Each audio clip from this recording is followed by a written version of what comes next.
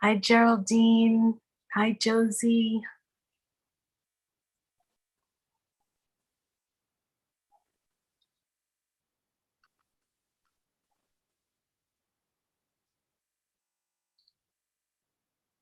Question. I may not be able to stay for the whole session. I believe I heard this is going to be on YouTube, right? Yes. Which YouTube channel will it be on? Haitian Association of Haitian Professionals. The Association of Haitian Professionals. Okay, awesome. Thank you. Thank you. And I'm putting it, I think Jerry wants to share it before we begin. That's what I'm trying to do and send it to him. So Thank you. Share that with everyone. Gilles. Yes, Jerry. Yes, there are some people who are not able to get in. They seem to need a password. They should not need a password, but let's do this. Give me 1 second. I just shared with you the YouTube link, the live YouTube link, Jerry. That's great. Thank you. So let me share with you what I sent you, Jerry, on your WhatsApp. Mm-hmm. If you scroll above the document, you'll see the information for the Zoom. Got it. So if you want to share that with them, that No will problem. give them the passcode as well so they can get it. No problem. Let's make sure we have everybody here. 1 second. Okay. We are going to begin officially. All right. All right, so we have a nice house attendees. So without further ado, everyone, welcome. Again, I'll remind everyone, this session is recorded live. It's being recorded, excuse me, and it's also live on YouTube. For the sake of a short introduction on my part, I'm with the Association of Haitian Professionals, and I am Gilles Charleston on the board of directors.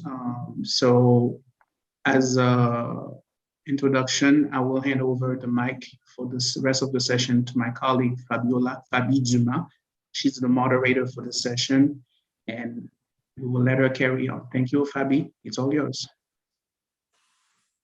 Hi, everyone. Welcome to the Haitian Genealogy and the Association of Haitian Professionals. In honor of Haitian Heritage Month, we've teamed up, the Association of Haitian Professionals, we've teamed up with Haitian Genealogy for this session here today. And today we have Jerry, Joseph, and Kiki Toussaint, who will be leading the session for us. Gilles? Give me one moment. Let me share this.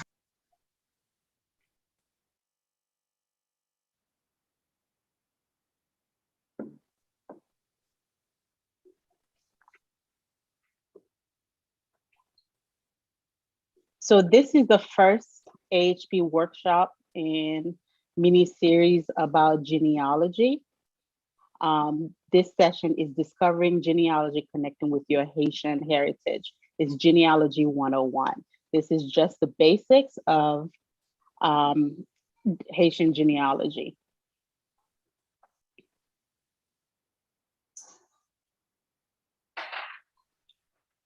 The materials presented here is for general education, and the material presented here is for general educational and informational purposes only. All discussed here is not specific to any individual's professional, work-related, or personal circumstances or association to any work, organization, or institute. Any views or opinions expressed by a speaker represent solely the views and opinions of the individual speaker and have no bearing in relation to individual's employer or the Association of Haitian Professionals, AHP, if any.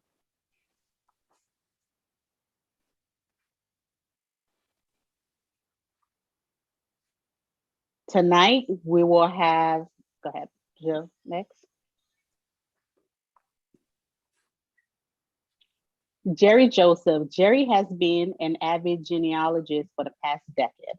When assisting others, his cultural knowledge coupled with analytical research have proven to be helpful in deciphering familial ties. Jerry stays focused on the development of the Haitian Genealogy platform. His vision is to make all pertinent resources accessible to Haitians throughout the diaspora in Haiti. And Kiki Toussaint. Kiki Toussaint is a family genealogist who volunteers her time to assist others in their genealogical research. With ongoing training and practice, her goals are to master navigating the Haitian archives and other resources to better assist those tracing their family lineage. When Kiki is not researching, she can be found on Clubhouse in the Haitian Genealogy Club, hosting rooms that inform and direct others in starting their genealogical journey. Just a quick reminder, upcoming events for the Association of Haitian Professionals.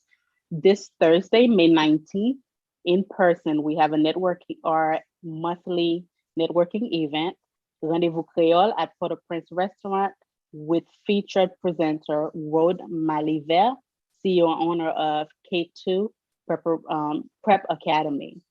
And on Tuesday, May 24th at 7 p.m. until 8:30, we have our webinar event, Project Spotlight, Jardin Botanique de Moinamet.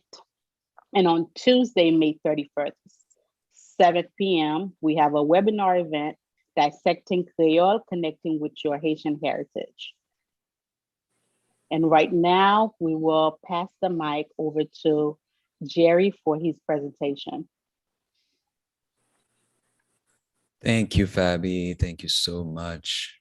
I hope everyone is doing great. Can everyone hear me properly? Everything is good? All right. Yes, I hear you. Thank you. So let me share our presentation here. Do you guys see our presentation? Everything is working? Yes.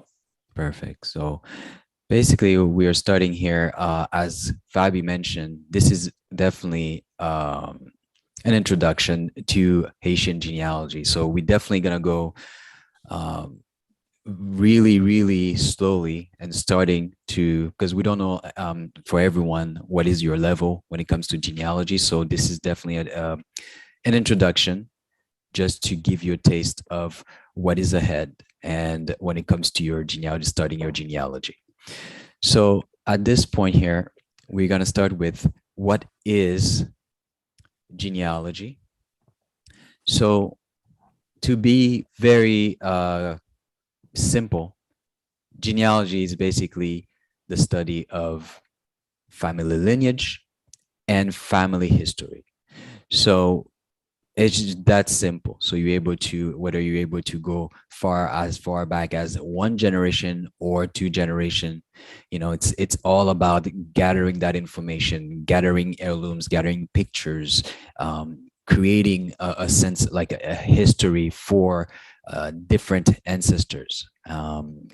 We know how difficult it can be to get back into further back up the tree when it comes to Haiti, because of all the issues that we have, unfortunately, when it comes to archives. But if you can go back to your grandparents, great-grandparents, that's great as well. So we have an example here of a family tree for people who don't do genealogy. So as you can see here, you can have, of course, parents, grandparents, great-grandparents, and so on.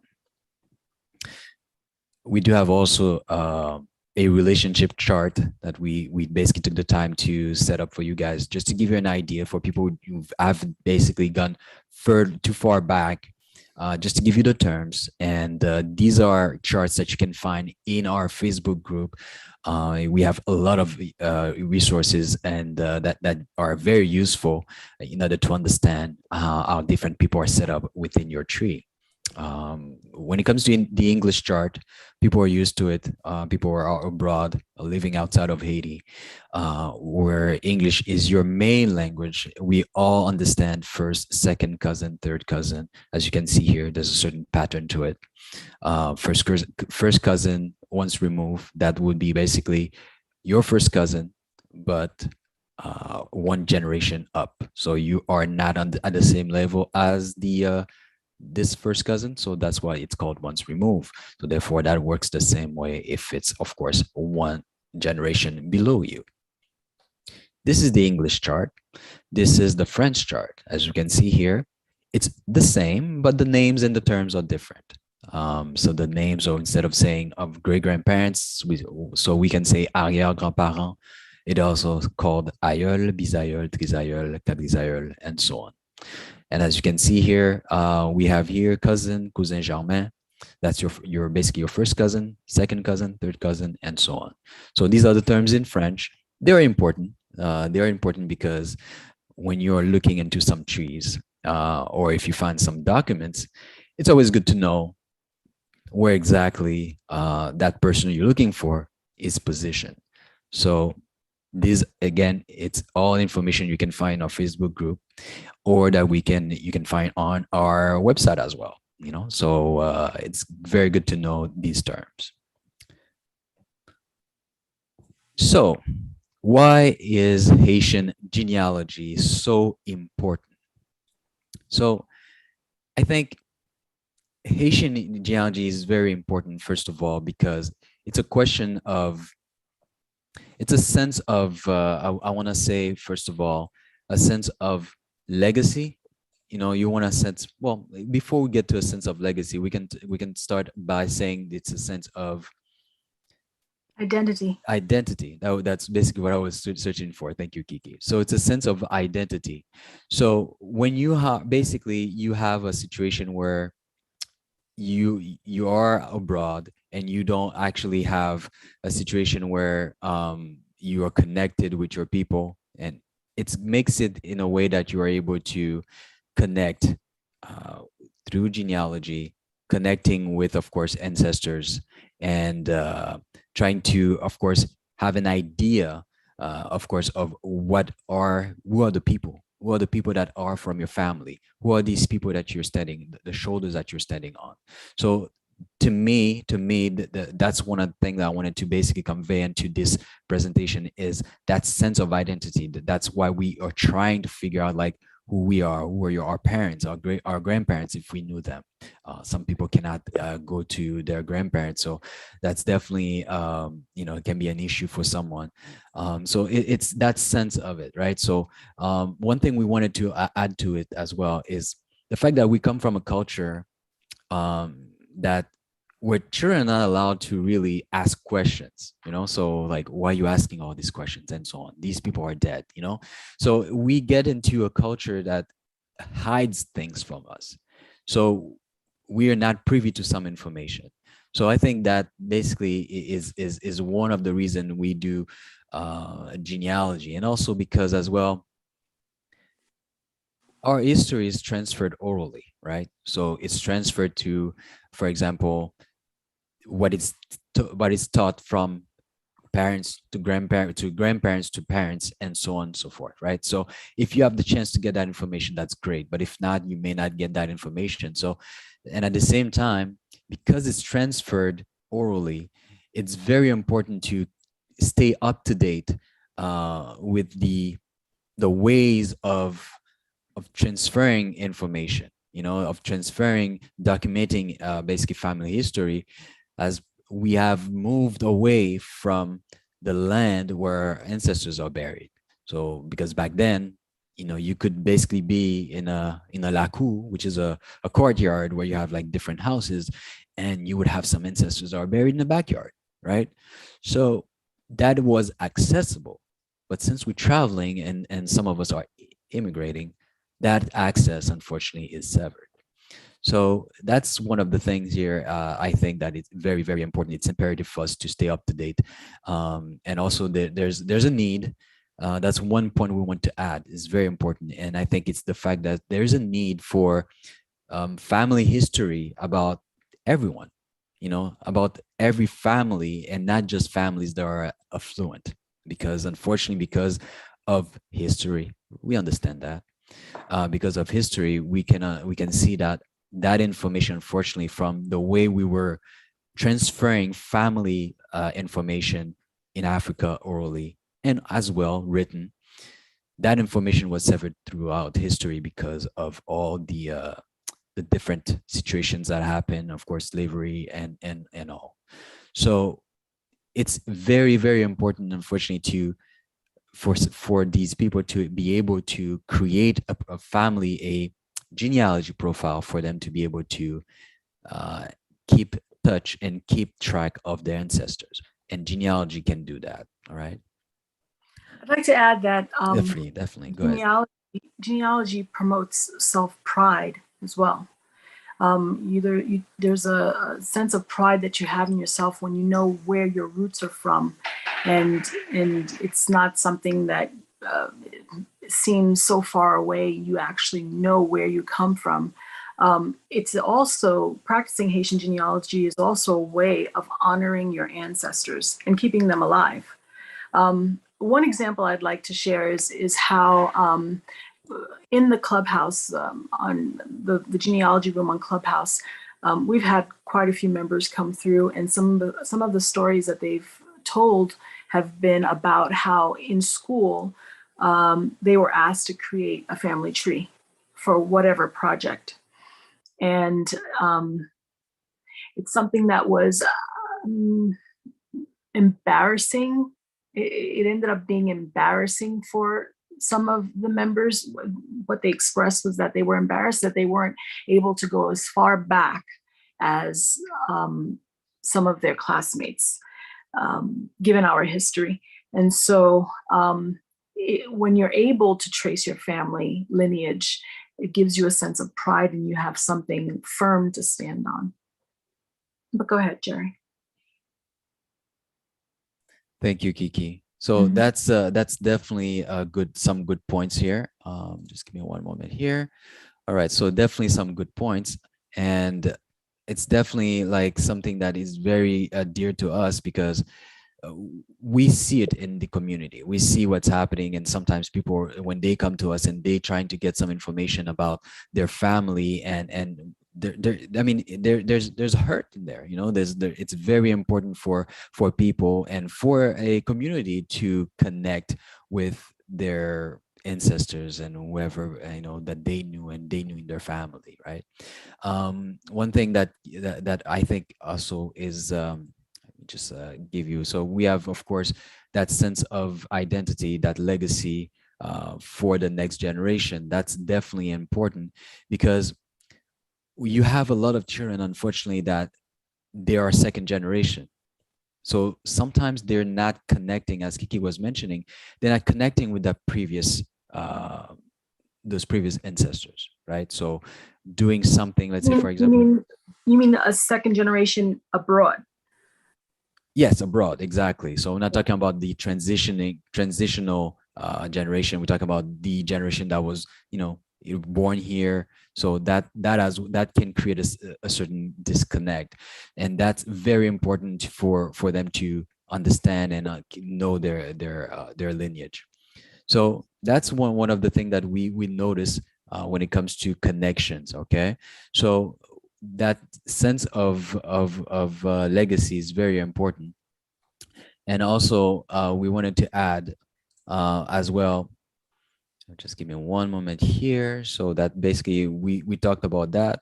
One thing that also important is of course medical awareness. I think that's important as well, because that touches it's not just medical. When I say medical, we're not talking about genetics, straight genetics. We're talking about a connection. Let's say, for example, knowing an ancestor, because if you didn't know that ancestor, if you didn't know what they suffer, so you don't know exactly what kind of ailment, what kind of illness to prepare for. So that can be very interesting for someone. And also family connections. So family connections is basically you hearing about different people in your family, different ancestors, uncles, and that you've never met. So that's a good thing, because that genealogy is going to allow you to connect with people, or reconnecting with people. Because sometimes you probably, some people may know their family, or they had to travel afterwards, but they knew their family when they were like 6 years old, or brothers and sisters that they knew when they were very young and never were able to reconnect with them. So doing genealogy, doing that research, you're able to, of course, connect and find out where these people are, and that's definitely something great for family. So before we started recording, we were having just small talk among some of the attendants and attendees in the room. And there's a young lady who popped on, and her by her first name, I commented on her first name because that name is carried down in my family, and we exchange names, family names. And by exchanging family names and the area of the country that she's from, we could probably figure out if we're actually related. We were only able to do that because we know our family names, and we've done our genealogy. I spoke to her, and she said that she was able to trace her family back quite a few generations, I think second or third great grandparent. I can't remember which one exactly. All that to say, she knows the names that are in her family. If I know the names that are in my family as well, we can put it together and figure out if we're related without just through basic conversation, not even doing any paperwork. So I just wanted to throw that in there, Jenny. Definitely. I mean, we are aware of all the connections happening in the clubhouse, so like a lot of people coming in, one say, well, my last name is this, and the other one say, oh, like you just mentioned, it's like, I know that last name, and then you have instant connection. So this is something that have been happening a lot, and we definitely want to make sure that you guys come into the clubhouse or the Facebook group if you're not in there already. So to continue on what we were saying is, you have to definitely go into the archives, and we wanted to show you what the archives looks like, because unfortunately the archives right now are not in the best shape. And also you kind of need to learn and understand script French that are like handwritten. So that's one of the nice archives that we can show you here when it comes to the records. You also have something like this. So we think it's very imperative that people try to either preserve the documents that they have already. That's very, very important, because a lot of these documents at the National Archives sometimes either don't exist, either are totally damaged, or you may wait 6-7 months in order to get it. And with how some situations are happening right now in Haiti, it can be very difficult to have access to archives and do that and start that journey. So whatever information that you have make sure you preserve. And at the same time, it's very important to go through the archives, trying to get information about your parents and gather them, because you don't know how long these websites are gonna be for free, because right now most of these websites finding these documents are for free. So just wanted to throw that out there, right? And how to start your genealogy, right?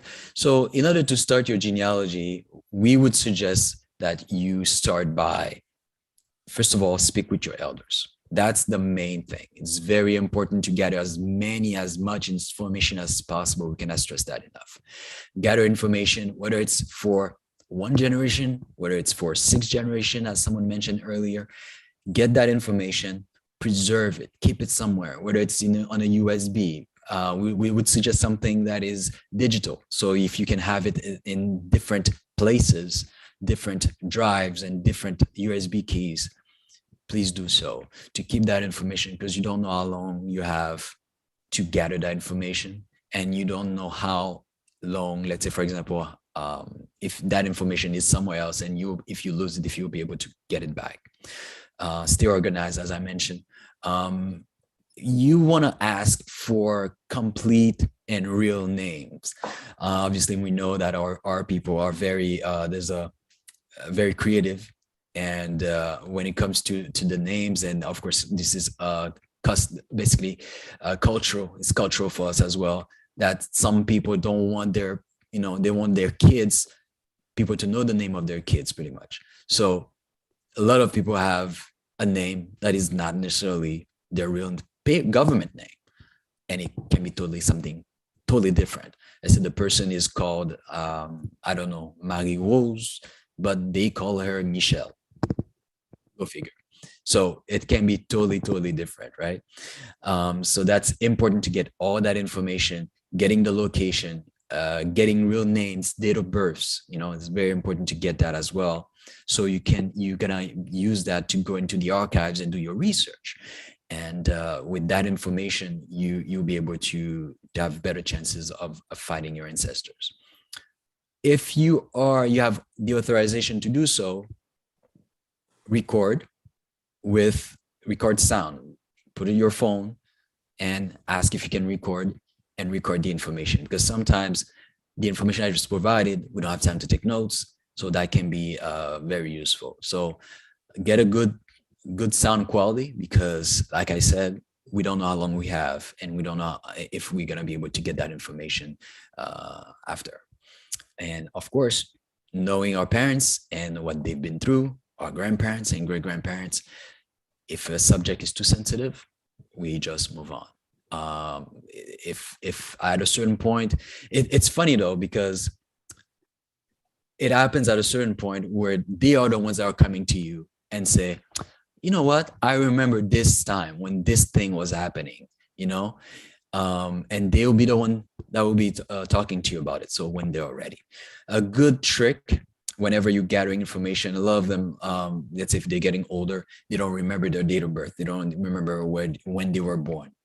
Use the name of a president. Ask them, which president was active when you were born?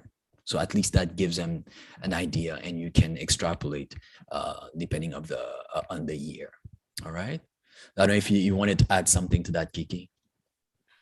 You were talking about the real names. I think Haitians, we all have Tino, and a lot of us, we know our loved ones by their nicknames.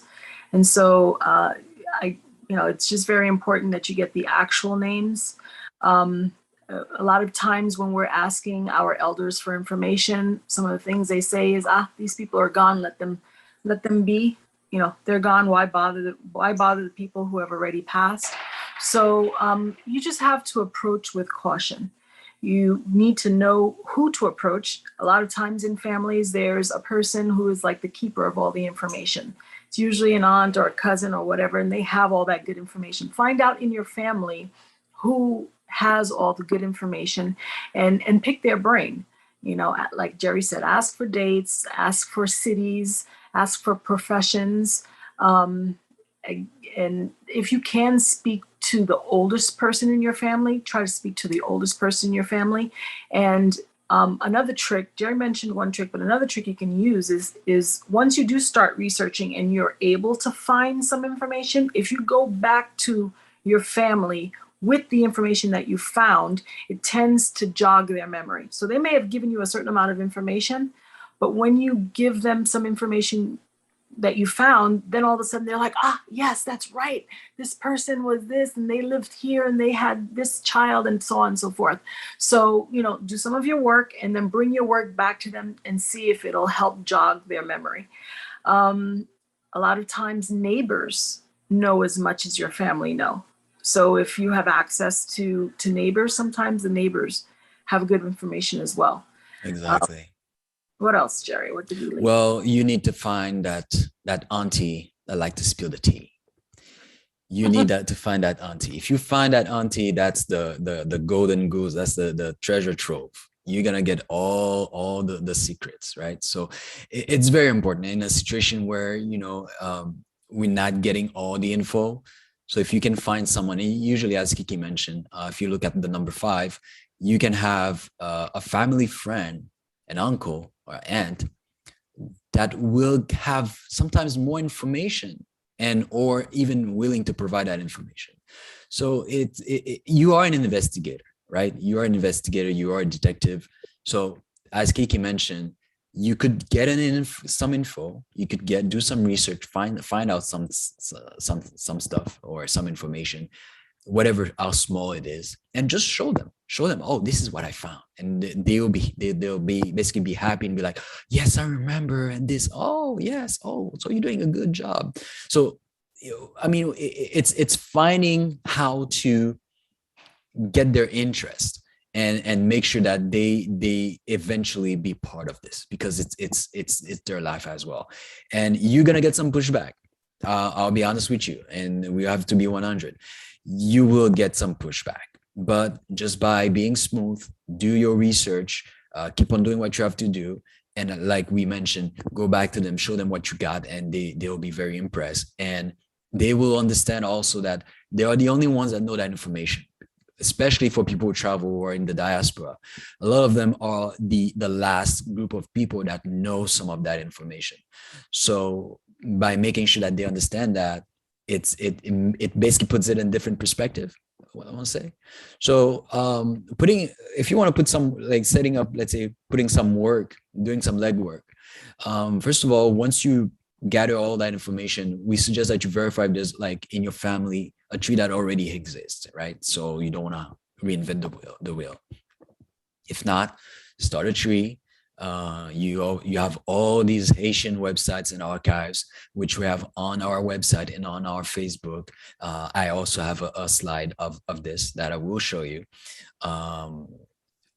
Also, number 4, that part is very, very important. If you're not finding a date of birth, or sorry, a birth record, it may not exist. We have about 3 million people, 3 million Haitians that do not have proper documentation.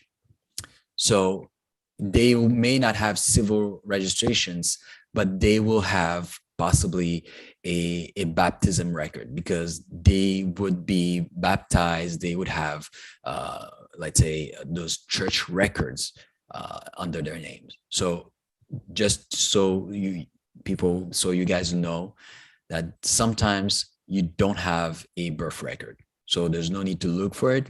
You could do so, but if you're not finding it, go into the church records and look for a baptism record. So, like, as we mentioned before, you can speak with longtime family, friends, uncles, and of course, be patient. This is something that takes a long time, and it's the work of a lifetime. You are chosen to do this. Every single one of us here, we have something in common, and we love, like, we want that identity, and we also want to connect with our elders. And I'm pretty sure if you are on this journey, there's a little bit of patience that you already have, and there are a lot of questions that you've already asked. So like I said, this may take a certain time, but I know you guys can do it. Did you want to add something, Kiki? No, you're golden. So what we were talking about, going to archives, this is all about classic genealogy. This is going to do the work, going to the books, going page by page, and looking for information, investigating, talking to people. You can also, of course, use another tool, which is genetic genealogy. That has been very, very popular the past decade. So for people who are okay with that, or it's okay with their values, to understand what it is, if some of you are not familiar with it, is the fact that if you're looking at this chart, you're here, at the bottom, and you receive 50% of your DNA, 50% from your dad, and another random 50% from your mother. They receive another 50%, but from your own perspective, you're only receiving 25% from your grandparents. Your great-grandparents, you're receiving 12.5% from all 8 grandparents, and so on. It basically halves every generation. So with that said, that information basically that is transferred to you is pretty much showing you how every single person in this tree that you're looking at right now, their lives, because we're going about 1, 2, 3, 4 generations. So these people, their lives and what they've done, all the the drama or whatever situation that happened in their life. If you look at this at the bottom of the funnel, this was all for you. You are basically the end game at this point. So it's very powerful to see that. And I think with genetic genealogy, it really points it out, giving you the amount of DNA that you get from each grandparent, to see how everything that you get, that your nose, your skin, your hair, the way you walk, even, you get that from someone within your family. So I thought this was very powerful, and it needed to be said. DNA is not a magic bullet. People think that, I'm going to do a DNA, I'm going to get all my, how many African I am, or whatever other ethnicity that people will be.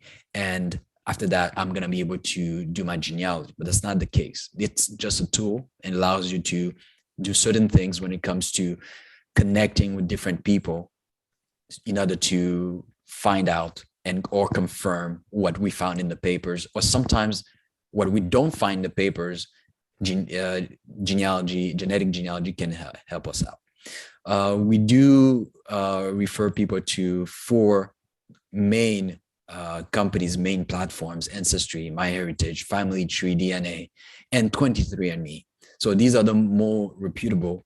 And we think that with these, because they have a very big pool of people, well, it's easy to, for example, to find more people to connect with. Okay. But So, yes, go ahead.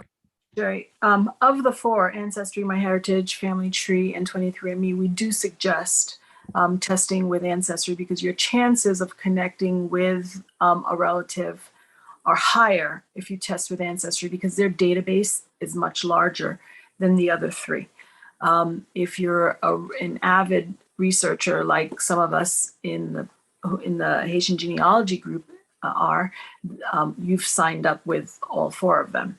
So, but if you were to choose one of the 4, once again, we suggest Ancestry, because your chances of connecting with family would be larger. That is true. That is true. Exactly. So Ancestry was about 20 million people, more than 20 million people. We also suggest, if you decide, let's say you have a little bit of money, these tests are about $100, around $100 for these tests. So if you have the possibility, we suggest you do Ancestry and 23andMe, because this is where you find more Haitians. And this basically, these are the 2 platforms that allow you to do better genealogy, do better research, let's say. It's also good if someone is adopted. Usually a genetic test is usually necessary. That's usually your best bet. You would need a genetic test, especially for Haitian genealogy. So moving forward, we thought this was very interesting, of who gave you what. As I was explaining, of course, the connection when it comes to the genealogy and the genes that are provided. What we can see here on top, we have 2 ancestors that provided their DNA to their children. One of the children basically got in a connection with someone else, a union with another person, and we can see how the DNA is transferred to the next generation, and so on. So that process is called recombination. So it's always good to understand that once you get into genetic genealogy. That's where you, like, as I was saying, that's where you get like all your features and where you're from, and so on and so forth. And You like that one, huh? I do like the I like gummies, and I like the photo as well.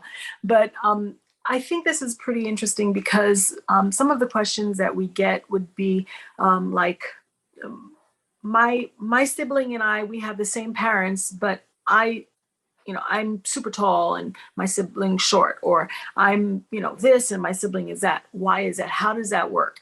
And so I think that this gives a good visual as to how a person, 2 siblings with the same parents, could look so different.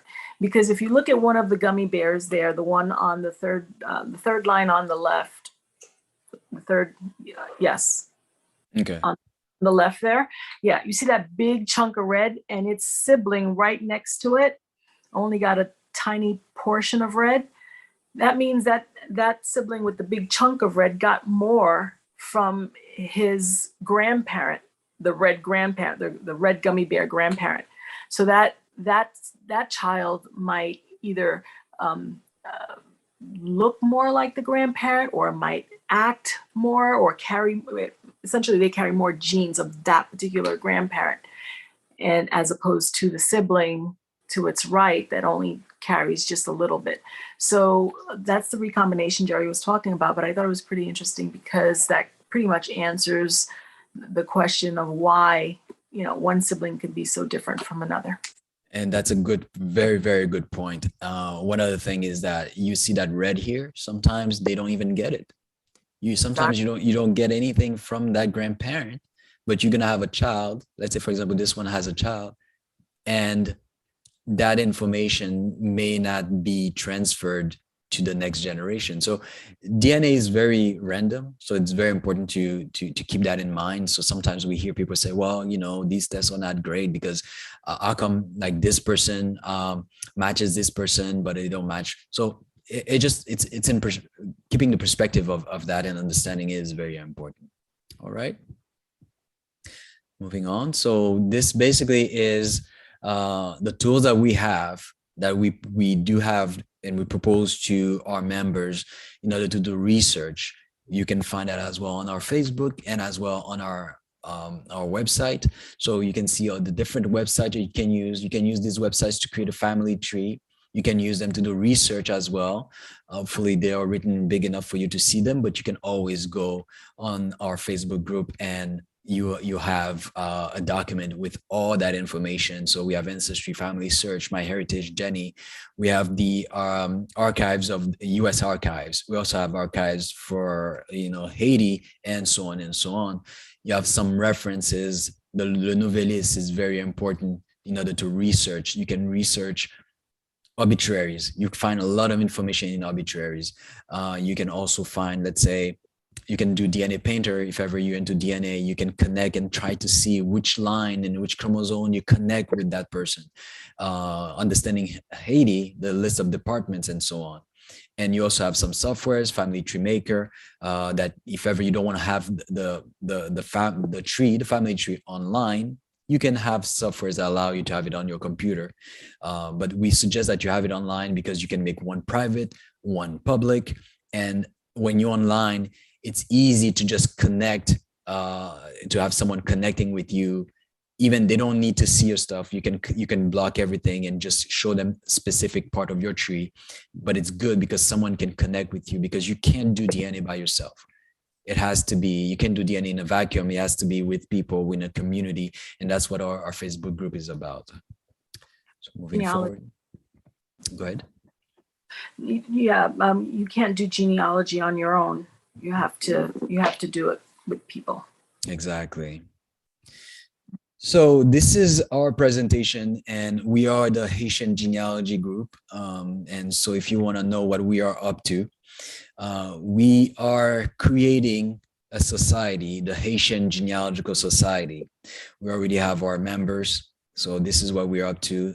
Some of them could not be with us tonight, but you've probably seen them either on our Facebook group or listen to them on our Clubhouse. These are an amazing group of people, and I am very happy that I've met them, including you, Kiki. So, same, Jerry.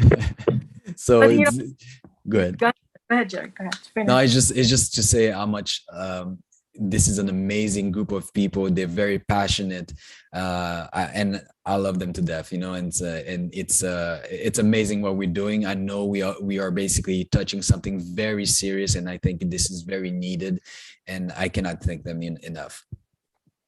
In addition to them being awesome, I love each and every one of them, but they are awesome for various reasons, not just the people that they are, but their skills.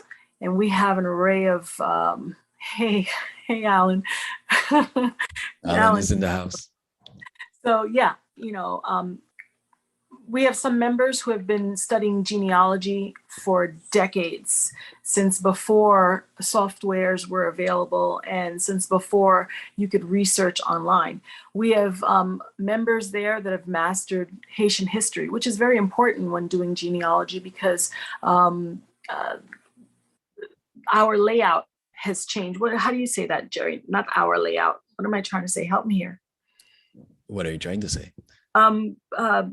Geographic locations have shifted. And so you need to know your history in order to know what area you need to research in.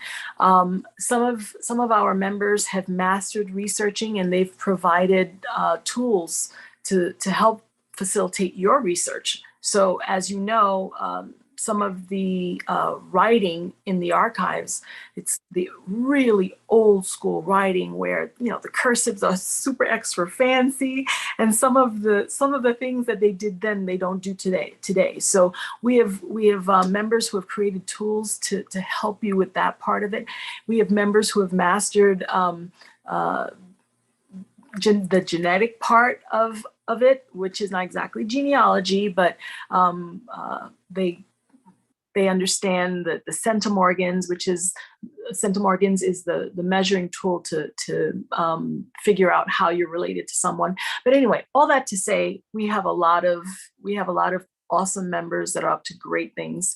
Not only are they awesome as people, but some of their abilities are amazing as well. Thank you so much. So at this point, as I'm mentioning, we are in the process of setting up the Haitian Genealogical Society, which will be a nonprofit. So this is basically what we've been working on. So it's not easy, you know. It's something that is very dear to us, and we're also taking care of indexing while we are doing this. Indexing, what exactly is indexing is the fact that you have, as Kiki was mentioning, you do have a lot of documents that are still on paper, so it's not accessible. You can't just go and type it on a computer in the search bar in a Google and find information. So we have volunteers, and some of them are with us tonight, volunteers taking care of, like, we are ordering some papers, some documents from France, and they are basically going through the lines and putting them into spreadsheets and databases in order for you guys to be able to access it. And this is the work that we're doing. This is the work of a society, and this is something that needs attention, we want to basically bring this to the next level. So I think this will allow Haitians in general to have access to documents, if I'm not mistaken, that have never been seen for the past between 200 and 300 years. Nobody's doing that right now. This is what we are doing. There are other groups basically having access, giving us information to archives. But what we are doing right now, indexing, taking those documents and making them available online, that is very dear to us, and we think it's very, very important, and it's gonna open a lot of doors to accessing information about our ancestors prior to 1804, to have access to slave schedules, to know their names and know who they were. That's I think, in my mind, that's powerful. And if you would like to know what we also are doing, is we have a Facebook group. It says 2000, but we thank people so much, because right now we are at 6,000 in the past year, and it keeps on growing every day, actually. And we support the community, and we have an amazing group if you're not part of it yet. So come in, because that's where the magic happens. That's where we connect people together, and that's where people connect with each other. And they can come in saying, hey, I'm looking for this person or this last name in this location, this locality, and people can talk to each other, have a specific place, a forum where they can discuss genealogy, and you can find people who are like-minded, and to get this on the way. This is where you find also a lot of our tools. And we would suggest you register into our Facebook group.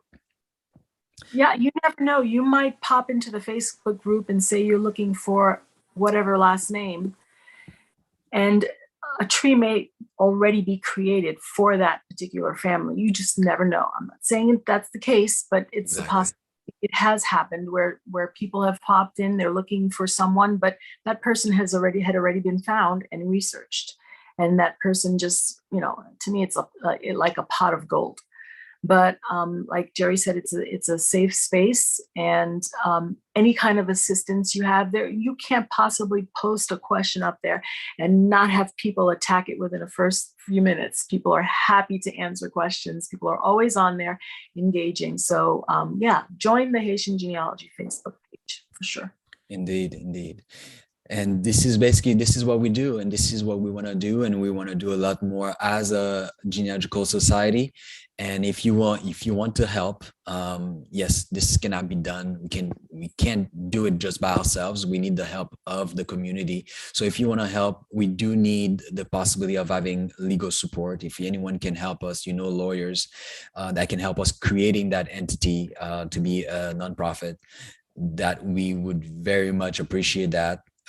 Any lawyers, obviously this costs money. We don't necessarily have that type of money, and if anyone can provide their time, pro bono, anything of that sort, that can be very helpful to us. Financing is also accepted. Gilles from the Haitian professionals here, basically the Haitian Association of Professionals, they basically offered to accept donations on our behalf, which is amazing, and we cannot thank you enough. So the information is on there when it comes to the Cash App, the Venmos, and the PayPal.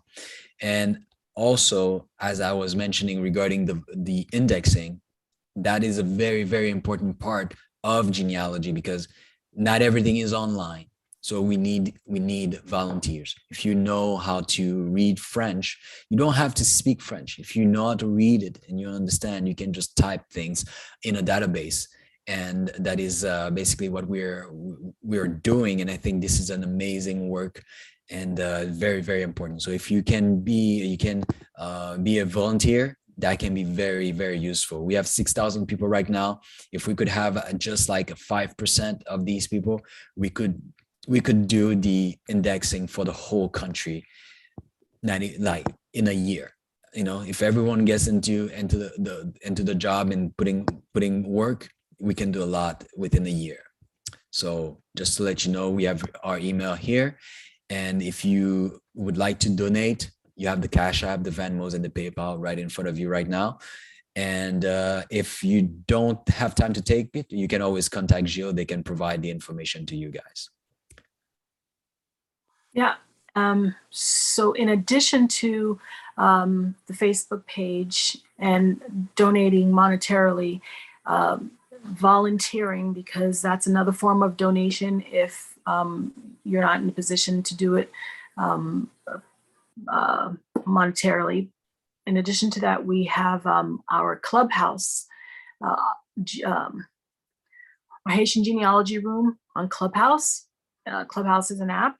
And if ever you decide to create your family tree, if you ever decide to get into genealogy and start collecting information, if ever you decide to take a DNA test and you don't understand what you're looking at, or you've decided to research your genealogy and you can't really navigate the Haitian archives, pop into the Clubhouse room.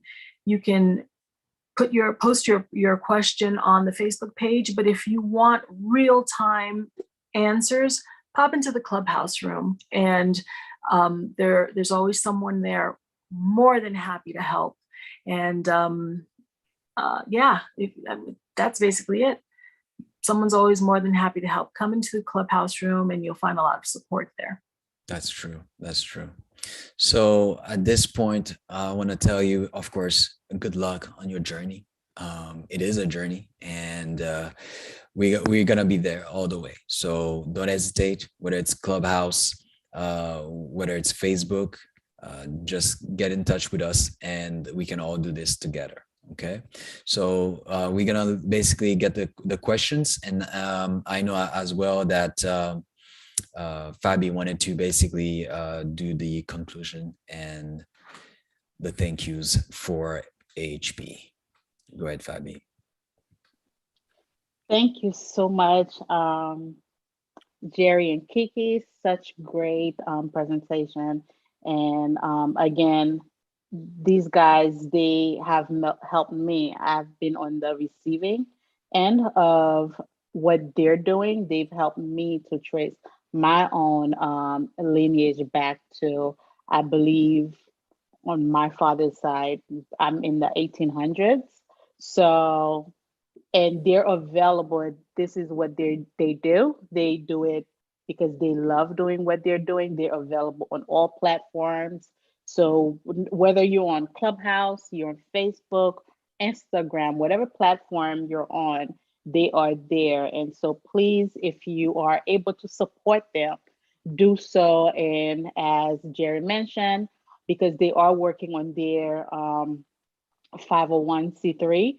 So the Association of Haitian Professionals agreed to receive all monetary donations on their behalf, and we'll make sure that they get it, because as we know, every bit helps. So it will help them with setting up their organization, and as well as if you or you know anyone who can help them with legal pro bono legal help, because they will need lawyers to set up. And if you can also help them to, I think you said it's called, what is it called again, Jerry? When they translate? Indexing. Indexing. Again, although I was born in Haiti, I can tell you it is difficult to read these things. And every time because I'm in the archives all the time myself, and anytime I need help, I just go to any of them. I can promise you someone, usually Alan, is there to read it and transcribe it and tell me exactly what's on that document. And Jerry covered something earlier about legacy and family and connection. I know they're being very modest, and something that stayed with me, and I think is going to stay with me for a while, is especially as someone who, I have a child, I'm here in the US, and we know how he went into how generations after the third generation, we don't remember our great grandparents and so on and so on. This young man went into one of their research room, and he went in there and said that, hey guys, I need you guys to help me. My father passed. They never taught me how to speak Creole, and my grandmother's here. She doesn't know how to speak English. And I was there, and everybody in the room went, it was all hands on deck to help this young man communicate with his grandmother. And she wanted to give him information on, because I think he had some health issues, to make some tea to help him with his health. And from there, she went on and telling us about where she's from and her family history right there in real time. The Haitian Genealogy Group, they took information and created a tree. Now, this young man, he went in asking for just to connect with his grandmother, and walked away with some new medicine, some new tea for his health issues, and a family tree. And she even helped us, because she was telling us how low biscuit to tomber, on how to I guess raise your biscuit.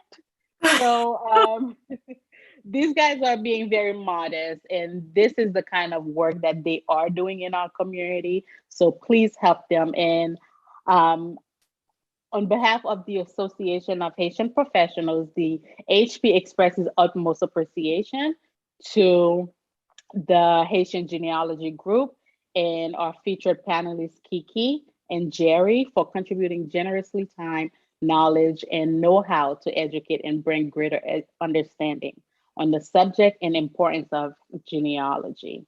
So again, guys, thank you so much for everything that you're doing in our community. And with that, we want to, let me check the chat for any questions that may be in the chat. Thank you, Fabi, for facilitating this Zoom, and thank you to Gilles for having us, for sure. Thank you, Gilles. Thank you. Of You guys are amazing. Great pleasure. I'm glad Fabi facilitated the connection. It was overdue, and I think I'm happy to have another family to extend my circle of friendship, knowledge, and love. Thank you. Thank you. And I have a question in the chat. How did you guys and gals meet, virtually or in person? And how long have you known each other? You want to go, Kiki? We've never met. We've never met in person. Actually, I haven't met anyone in the group. There are a couple of people who are in the same state that have been able to meet each other, or a couple who have traveled and who have met. Some of them have been in touch for years, because when you're studying genealogy, you come across various trees. If you're on the same platform, if you're on Ancestry and you're navigating the Ancestry, you might come across someone else's tree. I came across Alan's tree a few years ago and got in touch with him that way. And because Alan has an extensive tree. But I have not met Jerry in person. I haven't met anyone else in person. I'm looking forward to meeting those people, but I have worked with a couple virtually, even before we became a group. But do you want to talk about how we became a group, Jerry? Yeah, of course. Well, I can only basically start with my own journey. I got into the group in 2016 because actually I was looking for a place to actually do genealogy, and I found the group, and it was kind of like, wow, it's like the angels spoke, and they basically sang and everything, all that jazz, right? And the group actually was created by Claudie Saint-Germain. Claudie is one of our members, and until now, and it was created about 13 years ago. And he unfortunately didn't have time to give more because of family obligations. So that's when I decided to become I'm saying, just let me do this, right? And I'll take care of it. And I became, of course, the administrator of the group, and met a bunch of new people that wanted to do the same thing, wanted to find out about their family, and some of them were really interested in giving more and helping out. So therefore we had Steve Mendes, we had Alain afterwards. I came in, then we had Florence Harrington, all these people that we all met online, creating this virtual family. And we've been talking to each other for the past 6 years. We've never met, but we all know each other's lives. We see each other, let's say, on Clubhouse all the time. It's basically a family. We got Christina Schut at the bottom right here that just came here, is in the group, is in one of our members, and she has been doing genealogy for so long. She is one of our really experienced genealogists. So a lot of us here that are contributing to this project here, and that's the beauty of it. Geraldine Zephirin, which was one of our indexers, Josie as well. So everyone basically is doing a little bit, and that's it. That's how we came together. And we're all over the place, by the way. I don't even want to get into how many various states we're in, but in addition to some people being in the United States, we have people in Haiti, we have people in Canada, we're working with people in France. So we're all over the place. Thank gosh for the internet, right? Indeed. Yeah. And thank you so much for your answer. Rachel and Lance says, nice presentation. Have you all connected with this group too, AGH? Yes, we have connected with AGH. AGH is the Association of Haitian Genealogy. So they are based in Canada, and it's kind of like our, we don't want to say like our sister group, because they've been doing their thing way back. We're talking about almost 30 years, Christina. So Christina was one of the original people of AGH, and she's been basically in our group.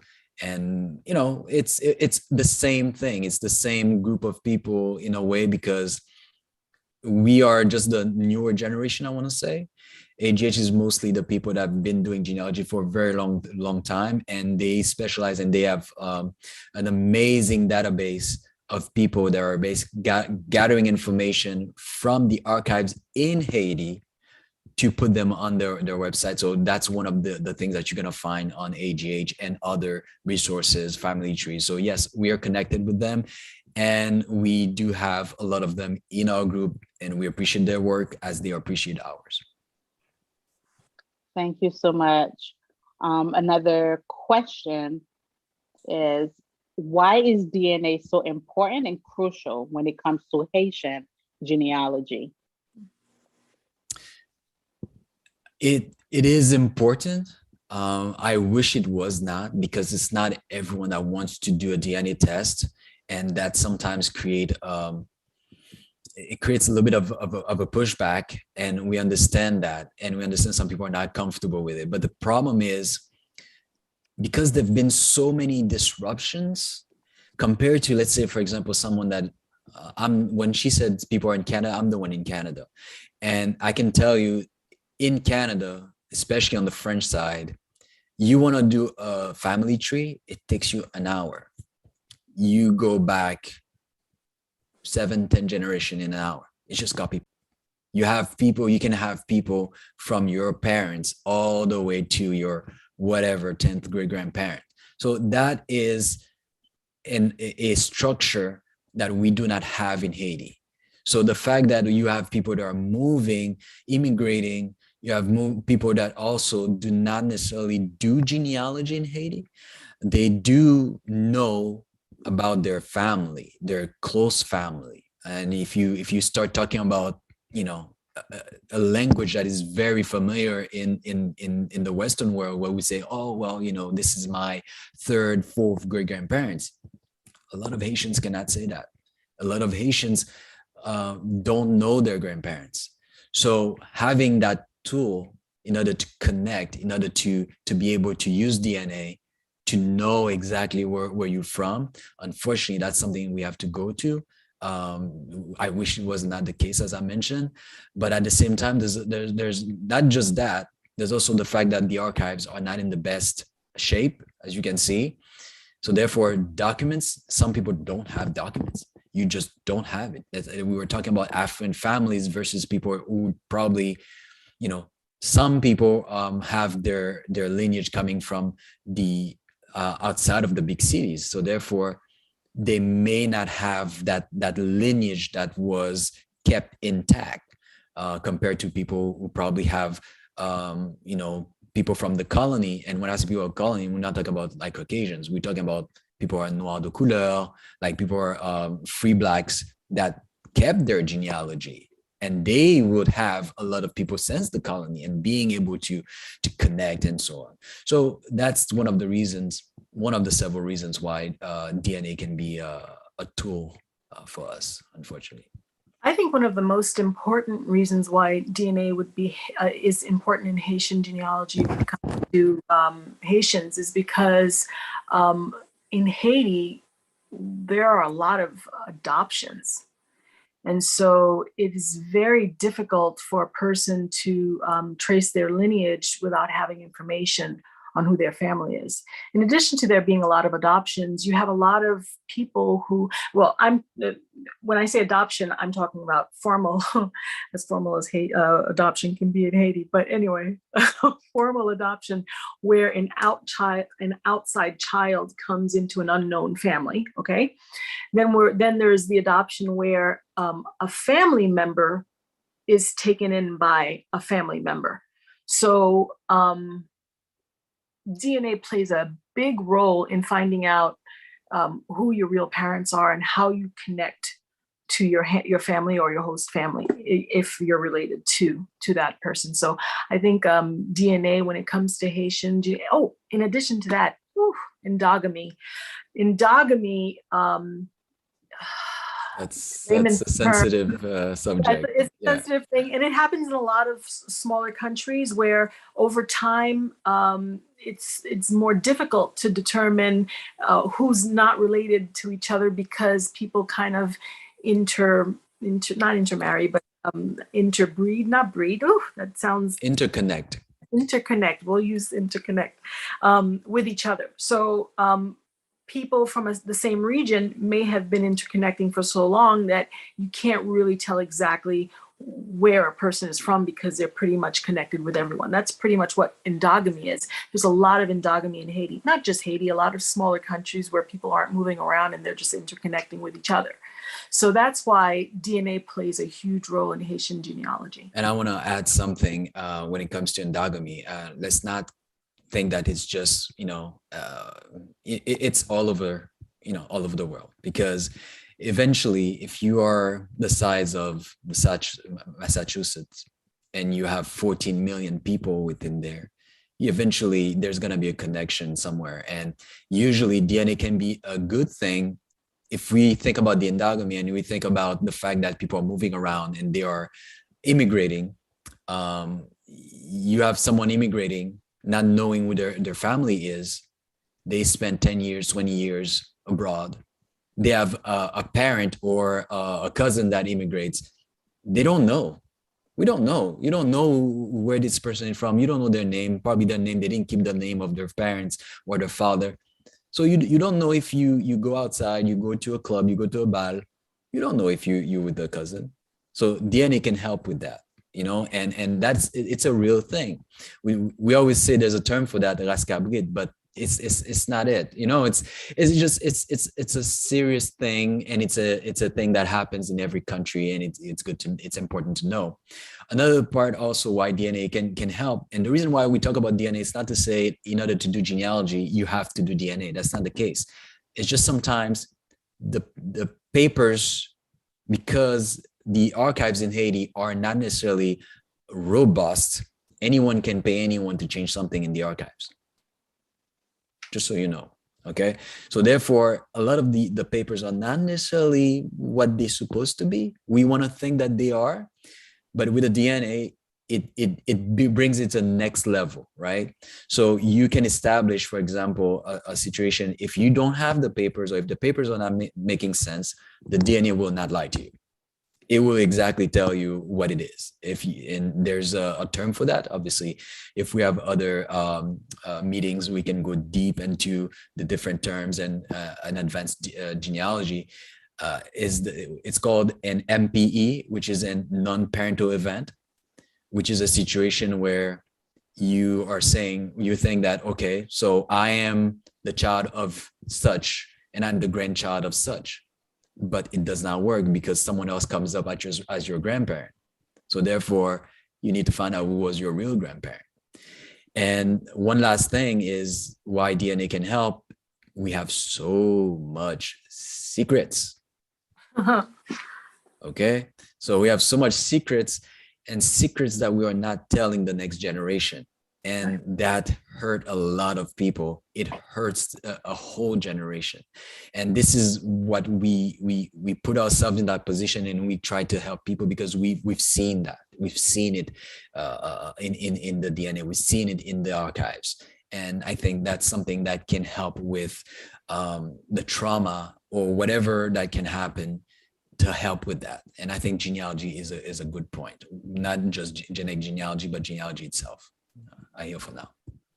One quick question note. This is Gilles. I just wanted to remind we are 8:24 p.m. and we're supposed to end at 8:30. So if anybody doesn't have any objection, we can go for another 15 minutes or so. But just because we have a game drawing that the Haitian Genealogy wanted to put out to all the attendees who are present, and we haven't done the drawing yet, and I know there are more questions, so just wanted to bring the reminder in perspective to all the attendees and also the speakers. So I'll yield back to you, so Fabi. Thank you. Thank Do you you, think Jill. maybe out of respect for people's time, we can go ahead and do the drawing, and anyone who wants to stay beyond the hour and a half for additional questions can hang out beyond the drawing? Sound good? Does that Yeah, work sounds for good. Okay, no problem. So let me briefly make a quick interruption here. So for the sake of the drawing, what was agreed on, and I'm gonna show you guys now, if everybody can see my screen. So you will see a list that has first name, just for the sake of transparency. I didn't put anybody's last name or email for respect to the privacy. And each attendee who sign up and register have a number, a sequential number assigned to them. So we have basically 52 registrant, from Judy all the way to JC at the end, including Christina, Tatiana, Mildred, Valerie, Marie Solange, and so on and so forth, Walner, and so on and so forth.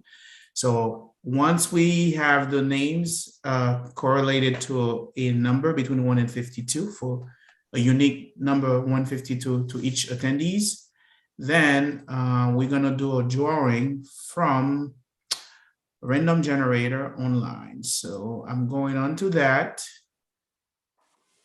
And oops, let me go back to it. Random generator. So I just want to show you all. This is the random generator. Does everybody see the random generator? I do.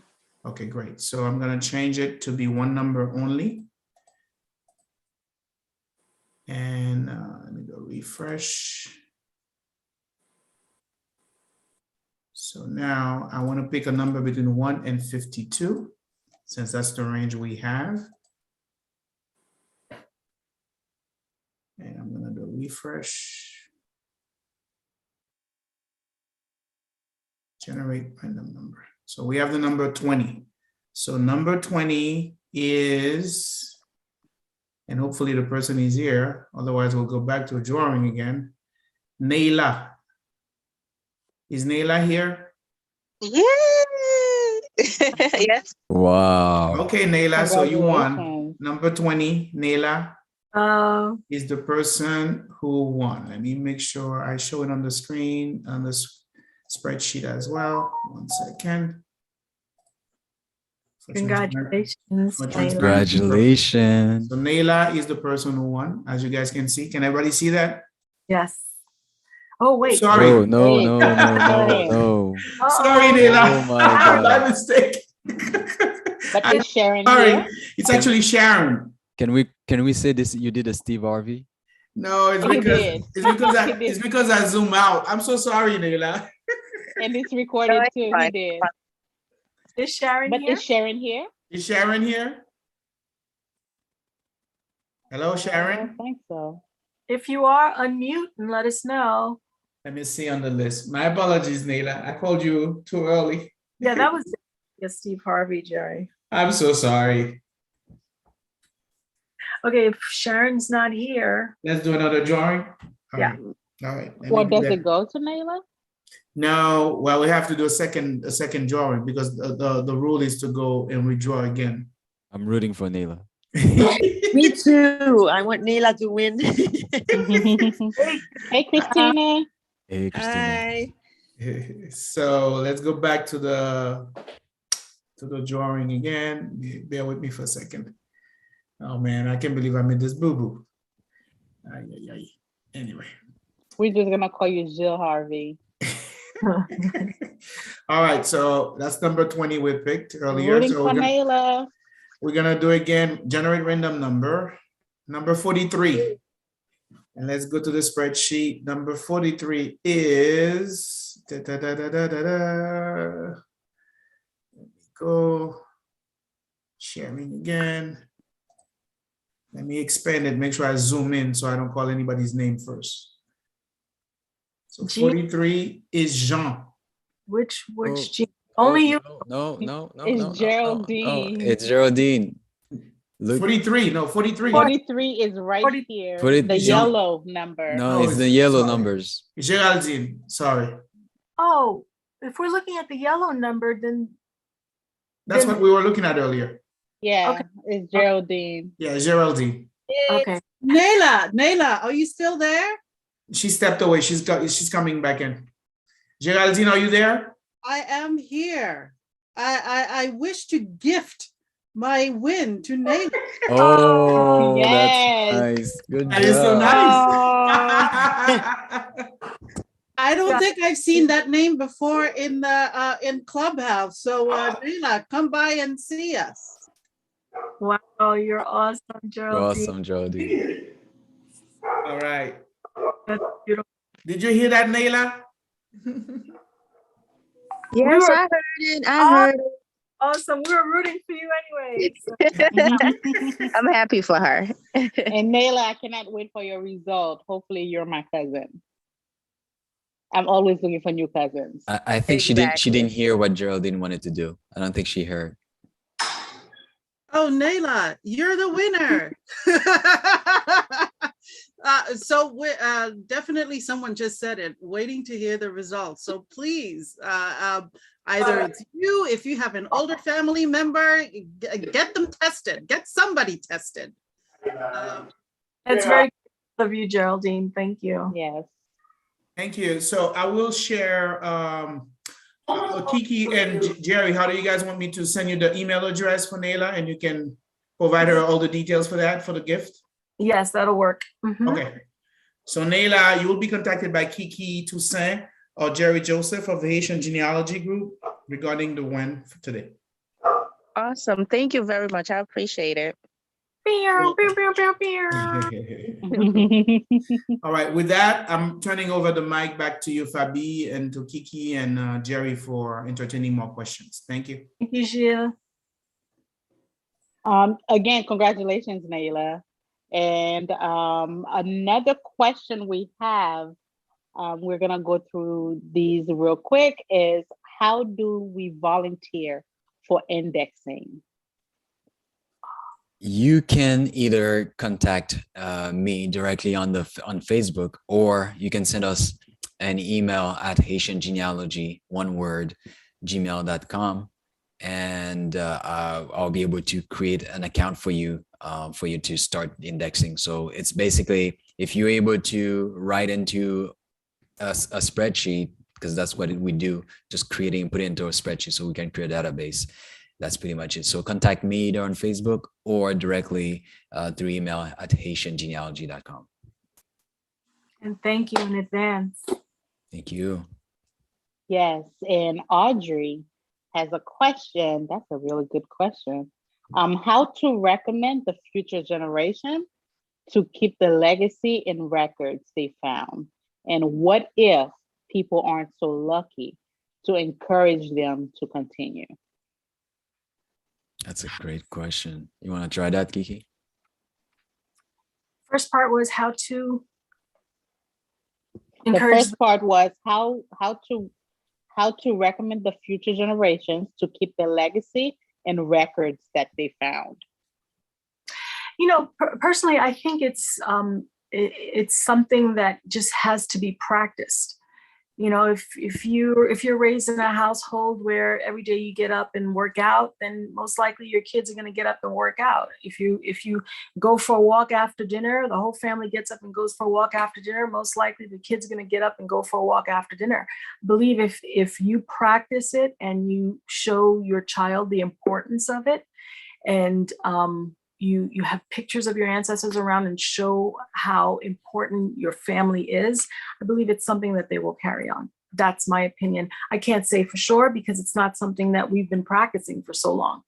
This is all still new. I'm not saying genealogy in Haiti is new, but it hasn't been a priority. But the second part of the question was what? The second part of the question was, and What if people aren't so lucky?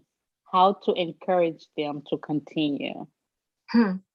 So that is unfortunately more the case than not, because for various reasons, whether our records have been damaged from natural disasters, or whether people haven't been registered, whether they're from the outskirts of the country, the provinces, or whatever. So that unfortunately is more common. We just have to encourage you to hang in there, and remember that even if you're not able to go beyond your parents, even if you're not able to go beyond yourself, you have to keep in mind that you're just the ancestor of your descendants. So your family that's coming behind you, your kids, your grandkids, your great grandkids, you are laying down the foundation for them. So it might have to start with you. And Jerry, did you want to tackle that one? Yes, we can add something to this. For example, when it comes to, I mean, the information itself, you don't necessarily have to transfer it directly to your child. I mean, family is more than your direct child. You could have in the family someone that is, I don't know, a cousin, and he's the one that is interested, because we've noticed in our group there's a lot of us that we have that knack, we have that acumen, like we like to connect with the older generation. That I've noticed in our group, every single person in our team, they all love to hang out with the older generation. They all love to talk about what was happening at this time. It's like they have that interest. And sometimes maybe your child doesn't, is not interested in that.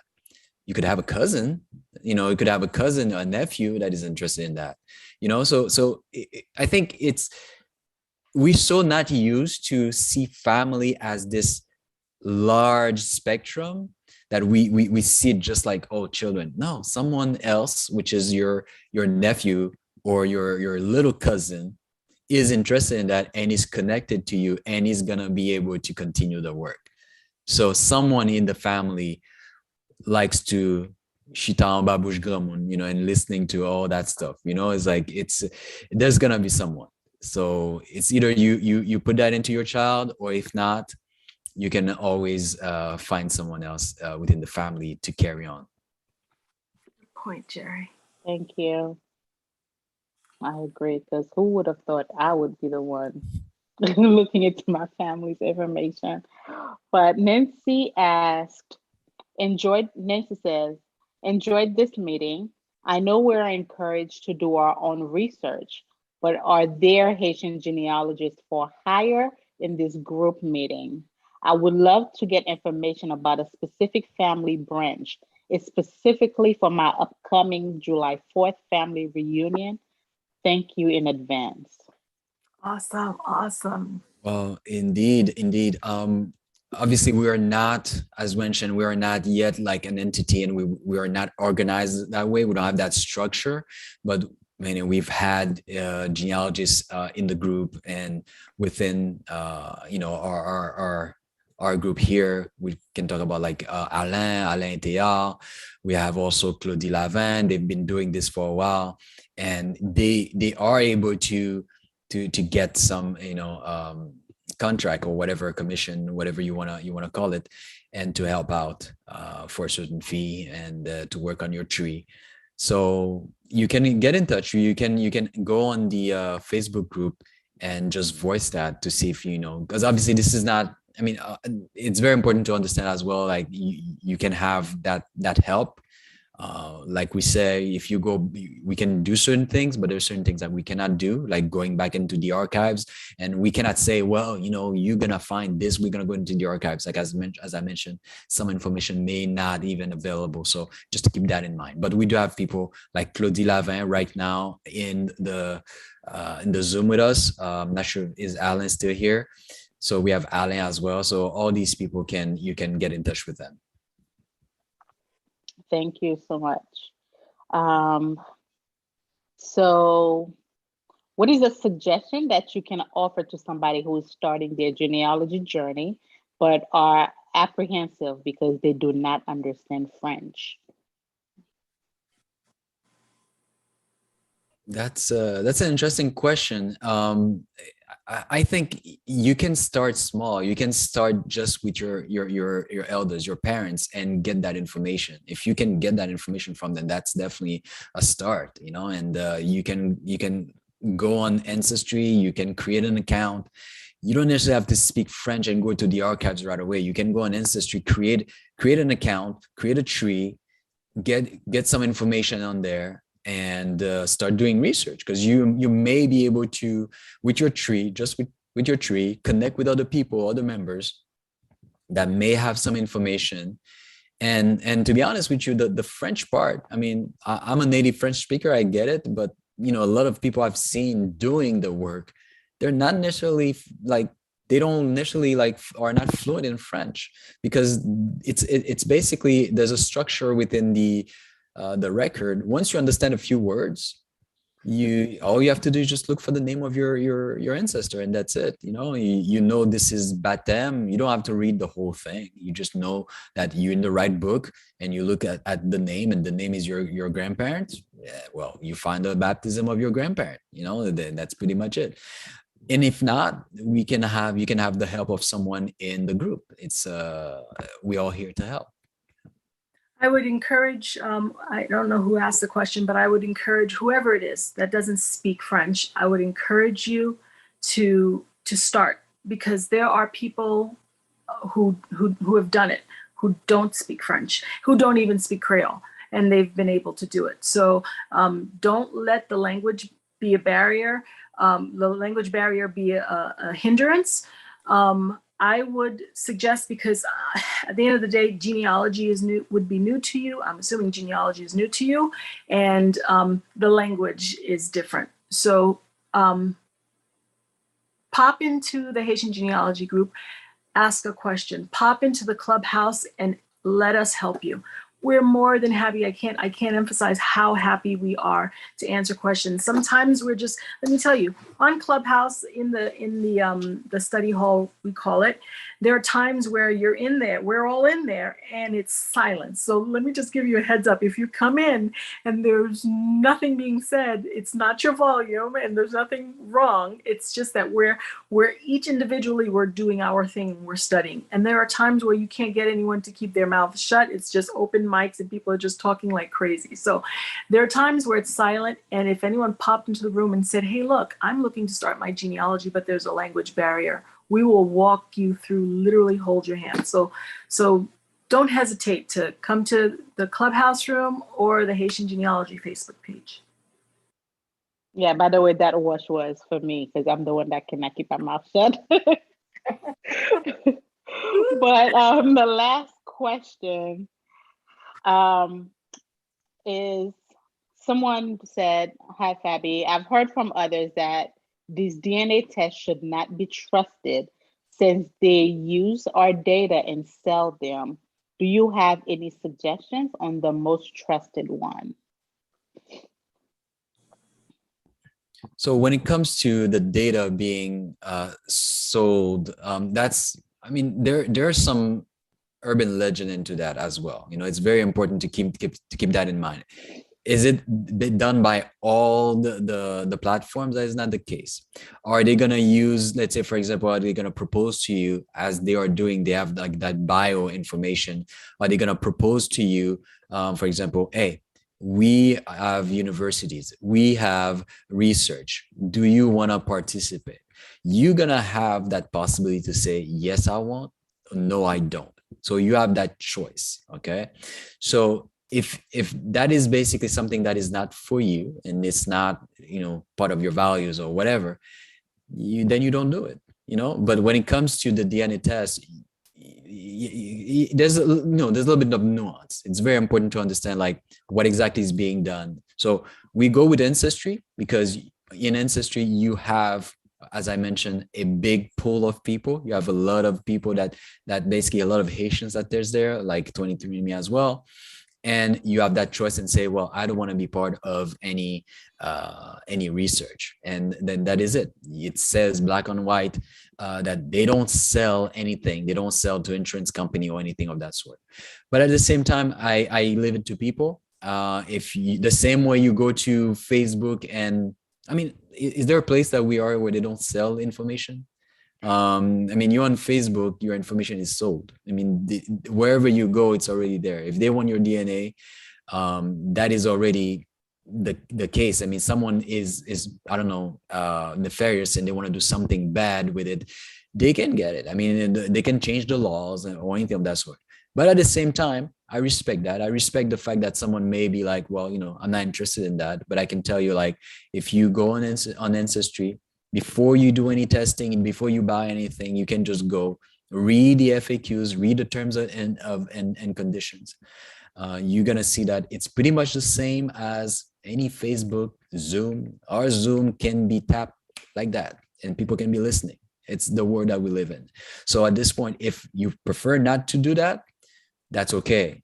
But at the same time, for us, for what we do, the value proposition that is given to us when it comes to finding our ancestors and when it comes to finding our people and connecting people that are hurting, I think that the value that provides to us, to me, it's worth it. You know, it's worth it because I am with a company, those companies, we know the companies that we mentioned. Obviously, there are some ones that, you know, still stay clear of them because they come out of the woodworks, because everyone has a DNA platform now. So we are the ones that we say, well, go with these ones because they are reputable. Okay. So this is basically what we think. We think this is very important because it brings value.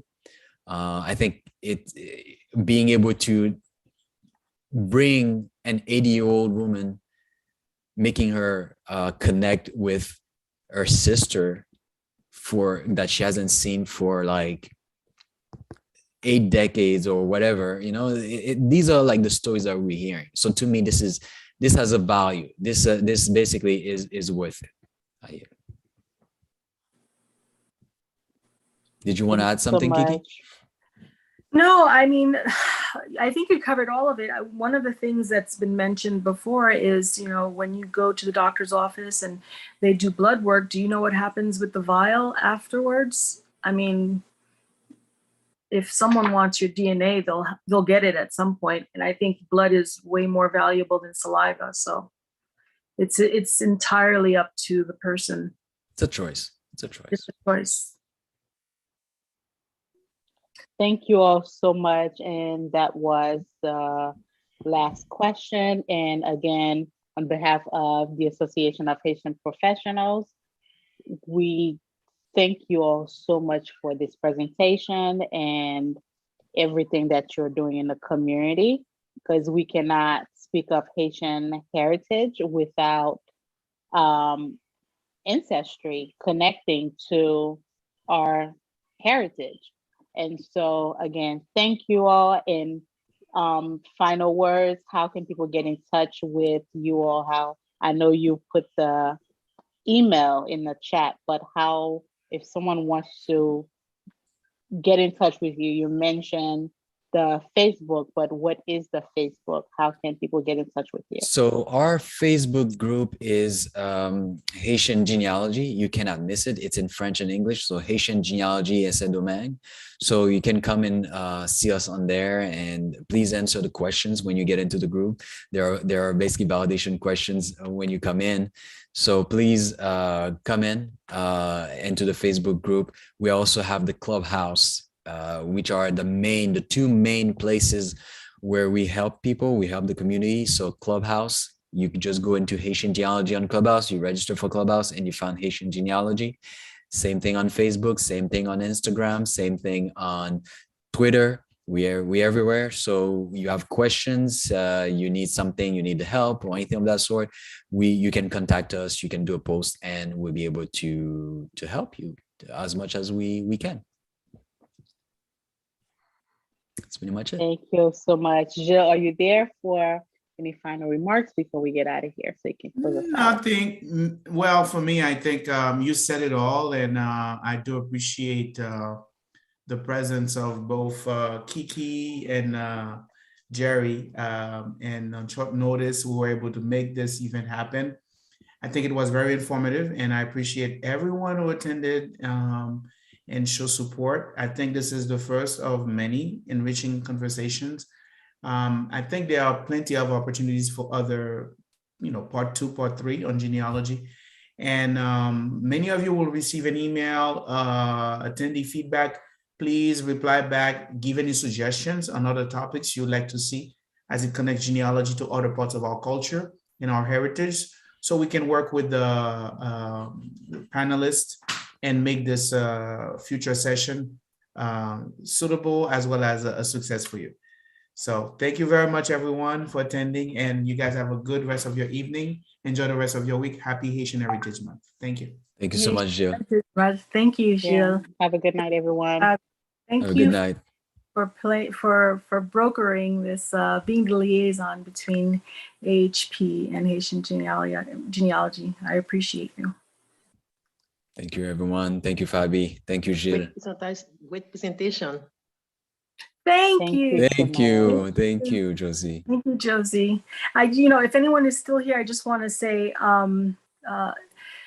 Haitian genealogy is something that we're passionate about, and it's something that we do online. We use softwares and resources and platforms to do it online. But if that's not your cup of tea, if that's not something you're interested in, if you're not interested in people having access to your family information, please at least consider creating your own Haitian genealogy tree, your Haitian family tree for yourself. Even if it's never put online, create it for yourself so that you can make sure that your children, and like Jerry mentioned, if it's not your children that are interested, your nephews, your nieces, but your descendants have something to hold on to. And thank you very much, you guys. Are we opening a clubhouse? Yeah, why not? There you go. Register for clubhouse, people, and come meet us, and we can talk through the night. Thank you, Gilles. Thank you, Gilles. You guys are a fun bunch. I've enjoyed meeting all of you, and I'm enjoying the journey, guys. It's gonna be fun. I can't wait to meet you in person. It's only a start. I hope so too. I told you guys he wasn't Dessalines. Bye, That's so my funny. Solange. Bye. Bye. See you guys soon on Clubhouse. Bye. Bye. Jill, can you stop the streams?